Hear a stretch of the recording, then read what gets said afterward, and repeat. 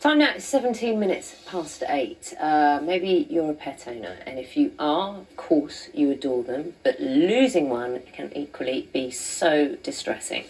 Sadly, as you may well be aware, dog thefts have increased during the pandemic. Some criminals are making it even worse for their owners by pretending to have found the missing animals simply to extort money from them. Now, one woman who fell victim to the scammers her name is Sharon, and she's been telling her story to Ellie Price.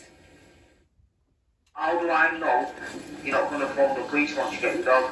I just want to see the dog in my house. You have to send the other 250, otherwise you're not going to see the dog, mate. I'm not going to lie to you, mate.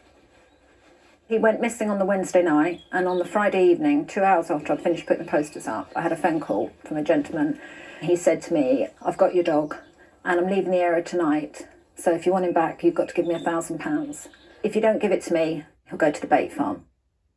When 6-year-old Ronnie went missing, Sharon put up posters locally and online.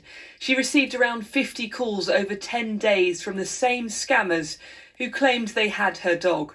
I am so poorly over this. I have been sick every day. I know you're worried about the dog, but it's not me who's bringing the dog back, mate. That's what I'm saying to you. It's my mate and my girlfriend.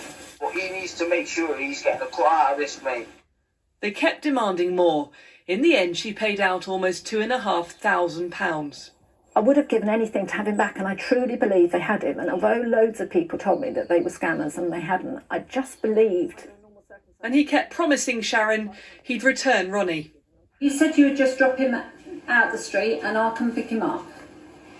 I know, yeah, but I haven't got a dog lead with me, mate.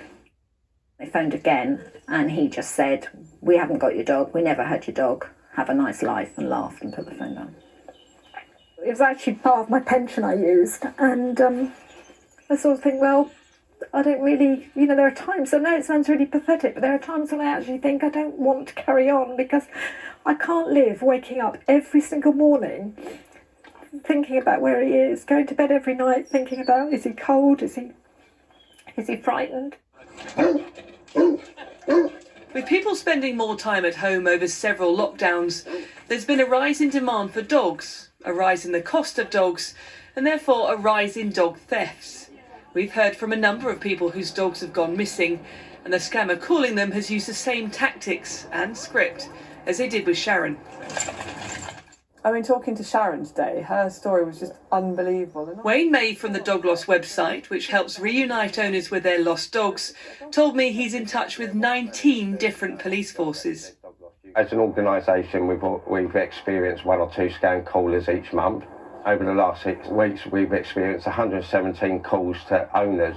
They're thieves. They're stealing your money and they're capitalising on your grief. They're not taking into consideration at all how these people are feeling when their dogs and their pets are being stolen. And they haven't got the dog? They haven't got the dog, no. I'm not aware of any case at the moment where someone's paid a ransom or they've done a direct transfer for their dogs and the dogs have ever been returned. Fraud specialists are looking into Sharon's case. She says she's handed over the scammer's bank details and even a phone number. 6 weeks on, Ronnie has still not come home. I am proving to you that you can trust me, and I hope I can trust you. Right, that's sound, mate. You're going to get your dog tonight. It just made what was an awful, awful time losing him. It was like somebody had opened a wound and just kept on just digging and digging and digging. Sorry.